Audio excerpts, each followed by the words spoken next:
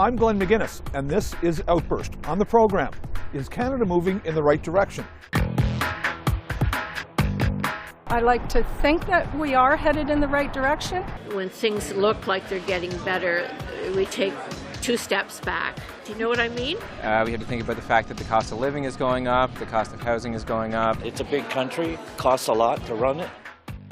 But first, Canada's inflation rate has hit an almost 20-year high, sitting at 4.7% in the month of October, which we can clearly see in rising housing costs and rising prices for gas and food. But we might not be done anytime soon. The Bank of Canada predicts the inflation rate could hit 5% by the end of the year, which will drive up prices for everyday goods and services. So, how is this affecting you? Our question. In what areas are you feeling a high inflation rate? All of the above. Everything, yeah. Diapers, clothes, gas, Food. even like to do things, we're on mat leave pay, and to go do some sort of mommy and me class, you're looking at like almost $200 for a couple weeks. Yeah, it's definitely very expensive, so it doesn't really give you a lot of opportunity. Yeah, like I think especially the gas rate now is kind of up there. But it's the way of the world. It happens, and it goes up and it goes down, and we're still going to fill our cars. So, am I happy about it? No. I'm retired. I'm on a fixed income, but it is what it is, and I think we just have to hope that things are cyclical, and that it'll go down again and come up again and go down again, and all will be well. All of the above. Everybody is feeling it. We're hopeful it's short term, but we're realistic and likely, again, attributable to many of the bad policies in the last 2 years. Too much given out, too much largesse, too much buying of votes, too much wasted money, especially at the national level. Everything. Especially cost gas. of living is very high, and real estate, everything is just booming at an explosive rate. So I think it's hard to make ends meet, especially for younger people. They are the future, so hopefully the government will help those in need and provide programs. I think food. I can see it almost every week, and also I believe gasoline you can see increasing every week. Housing. So I guess, at some stage we just keep increasing prices. There's reasons for that, but as long as we can deal with it, people can live and eat and breathe and enjoy themselves. We shouldn't get too worried about inflation. Yeah, everything's going up. I just heard dairy's going up 8%, and that's a big thing, man. I buy lots of milk. We use lots of dairy. 8% is a big margin, and it's going to keep on doing the crunch, man. The crunch is coming. Food, you need it, right? I know for a fact Yarmouth doesn't make enough food in this area to take care of itself. So we need it shipped in. We need to pay gas to have it shipped in. I mean, rent definitely is. I'm just so grateful that I live around here, but the rent is very, very high. And yeah, food. Every time you go into the stores, you see the prices going up as well. So I don't know if that's probably due to COVID as well. So yeah, you do notice it. The prices creeping up with everything, I think. The price of everything's gone up, as everybody can see, no matter what you're purchasing out of a grocery store. You go to Costco, you go to a superstore, you go to anywhere, and everything's up. Go to the meat market. But I think if the interest rates go up because of inflation, it's going to hit the real estate market in the coming years. I think in the day-to-day purchases, I've never really been a price shopper, but I've noticed lately that everything seems a little bit more expensive. Food for sure. In terms of raw materials, like for construction, for sure. In terms of real estate, maybe the commercial has definitely been affected, but definitely the residential has been inflation for sure. Mostly it's in food. Definitely at the grocery store, everything is a lot more expensive.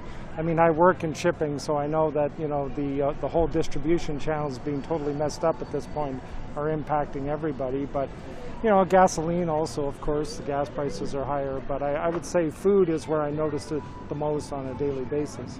I mean, we're certainly seeing it in the gas pumps and in food. I think the creep at the grocery store is less noticeable, but we certainly see it when we go to fill up our vehicles, for sure. And when it comes time to put heating oil in our homes, if you're heating with oil. Small businesses are suffering. You can look around right here. This place used to be packed on Saturday. A lot of businesses are suffering, and provinces are suffering. The government is suffering. There's no income. Nobody's spending the money because the depression, people staying home, and when they put all these restrictions, people don't go out, so businesses lose, inflation happens, and God knows what else comes up after that. I think it's a natural step, a natural thing that's going to happen when something like a pandemic does happen. And I think that it's only a matter of time before that bursts, right? So it definitely is affecting our community, but I don't see it lasting forever. Yes, I think some products and that, but I'm pretty much, I don't do a lot of shopping and comparing myself, so it's not really affecting me that much. Definitely for food at the grocery stores, and so what my ultimate goal is to have a homestead and be able to grow my own food. So that's something that my kids will know how to do for the future, because you never know, in another decade or two from now, what things will look like. Yeah, so it's important to be able to have and know how to cook and have your own food on your property and know how to store food. Things that our grandparents would have known how to do, and no one knows how to do it anymore. Health Canada has recently approved the Pfizer COVID-19 booster shot for Canadians aged 18 and up, although a third dose has already been given out to those who fall in the high-risk category. But Canada's National Advisory Committee on Immunization has suggested that the booster shots only be concentrated on those who are in the high-risk categories, and those people 18 and up should hold off for now. So, if your time comes up, will you be rolling up your sleeves? Our question. Will you get a COVID-19 booster shot if necessary? I am over 70, so I would plan to get a COVID-19 booster when it became available.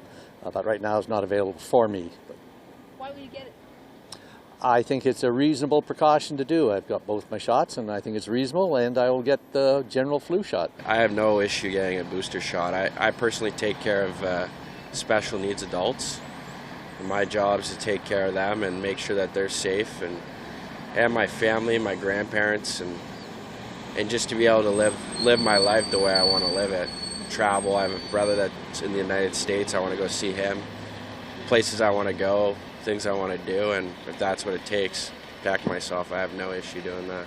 I would probably get the booster shot. I mean, I already got my double doses, so if the research does show that a booster shot is good for us and that there's no any health risks underlying, and if there is a supply also for everyone to get it, then I don't see a problem with it. Well, it's available, first of all, and it's got to help the shots we've already taken, and that's the best protection we can hope for right now. Absolutely, I'm a big believer in vaccination, and I would be there as soon as possible to get one. I think it depends. I'm not sure if I will get a booster shot, but I do have both of my shots. I'm from Alberta, and the pandemic's been a little bit worse out there. But I'm here visiting my family, so if it means that I get to visit my family and see the people I love safely, then yeah. I'm double vaccinated. I'm a little hesitant with the booster shot because I've got a Moderna and a Pfizer vaccine, so I'm not sure which booster shot I should get. So there's confusion there, and I think that a lot of people that have the same thing as me or a different combination are going to wonder, well, which one should I get, right? Yeah, but I'll eventually get it, I think. I will, because I want to travel. I want to go home, so I will be getting it. Yeah, if it was made available, I just think it's a good idea. I've had my 2 shots, and I mean, I'm in good health, but if they're going to offer it, why not take it?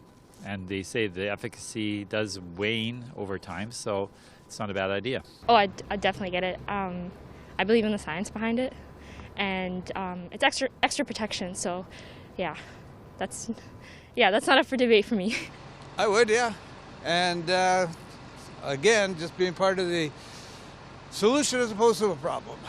Absolutely, I would. I think that at this time, people should be listening to the scientists who dedicate their whole life to studying vaccines and whatnot.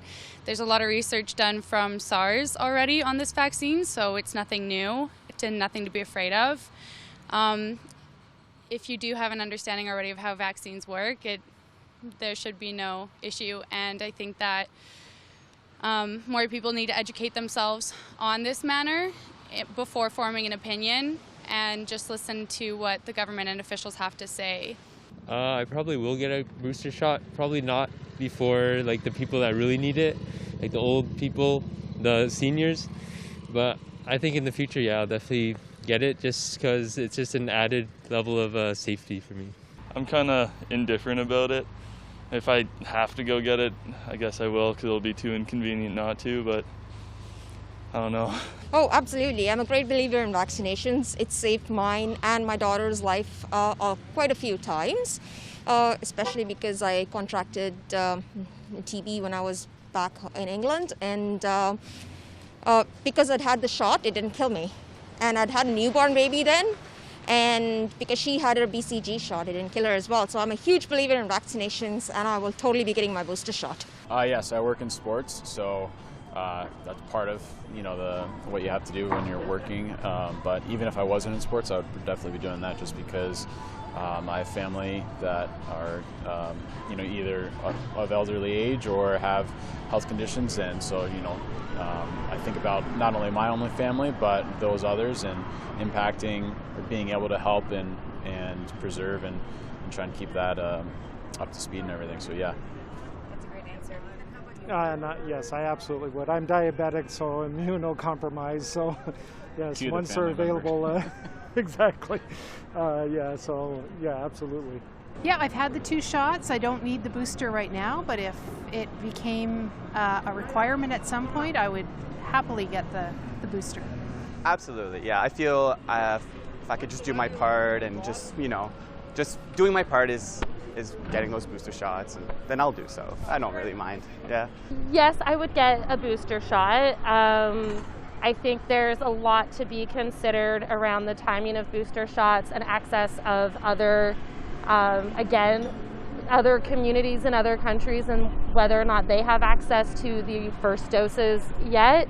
I don't have enough detail about it, but I think that's something that we need to be talking about when we're thinking about getting a 3rd booster. Hell yeah. Where can I get one? Sign me up. Yeah, absolutely. I think that the science has indicated that it's necessary and that it will help move us forward. So yeah, sign us up. 100%. I had COVID in April. I almost died. Again, there we go again with COVID is real. It's real. Like, get vaccinated. It's real.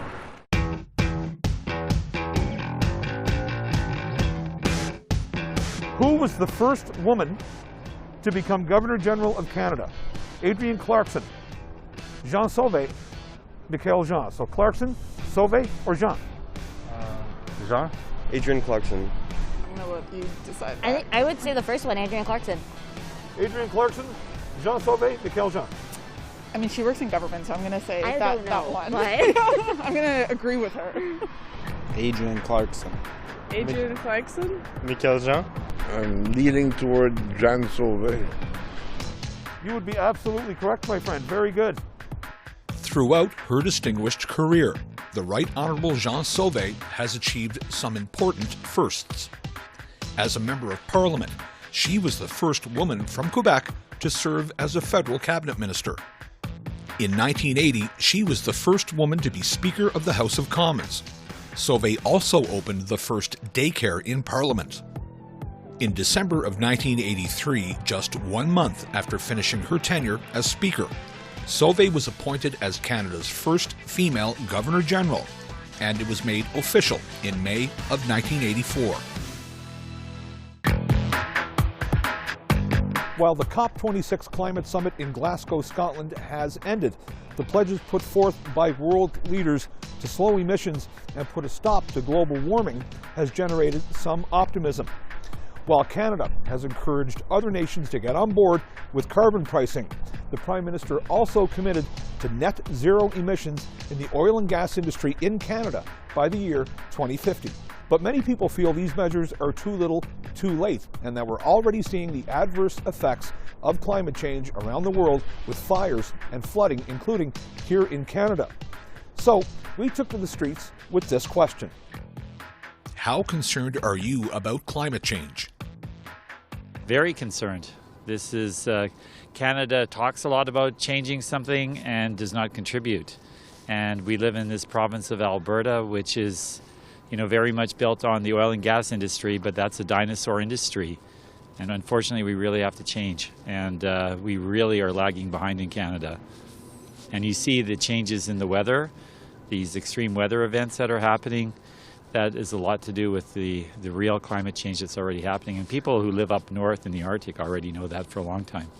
Not too concerned. It's an issue that needs to be fixed, but it's a long way from being fixed. Well, I'm in political science, so a lot of my papers are about climate change. It's not something taken seriously by those in charge.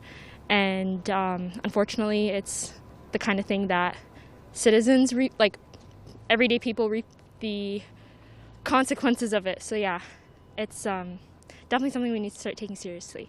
Climate change is an ongoing issue that generations to come will have to deal with. Right now, if we're not doing our part to cut greenhouse gas emissions and whatnot, we're not going to have a sustainable future. We won't be able to continue on with the lifestyles that we do have. And there will be worse consequences that we're seeing right now. You can even see the effects of climate change in my own lifetime, in our winters and summers and stuff like that, and it's very concerning, and I think it should be taken more seriously than it is right now. I find it to be a very dire situation, and if the people who are in charge of these things do not step up soon, we're quite screwed, aren't we? And something has to be done soon for anything to change at all.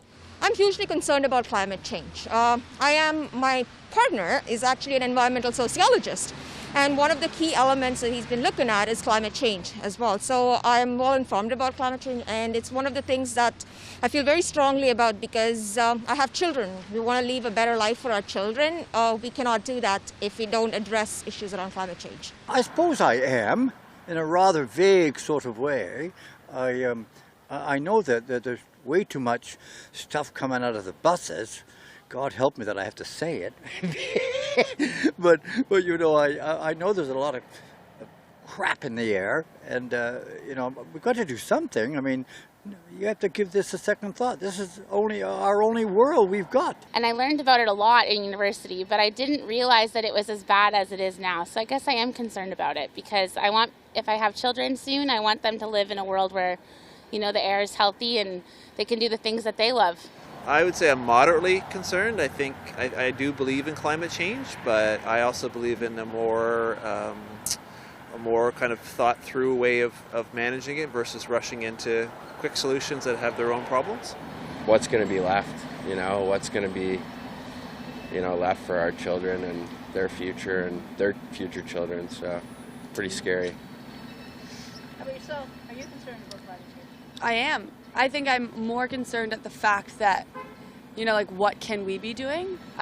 We do a lot, in our family, recycling, separating our garbage, but really what change can we make at our level, and what difference is that really going to make until those bigger businesses and companies really do change their ways, what can we be doing? So I am quite concerned about climate change, though I'm over 70 and probably not going to see a lot of it. I think of my grandchildren who will have to deal with most of it, and I believe in many ways my generation has contributed to it more than they should have. I think climate change is definitely a concern. It's something that we need to address.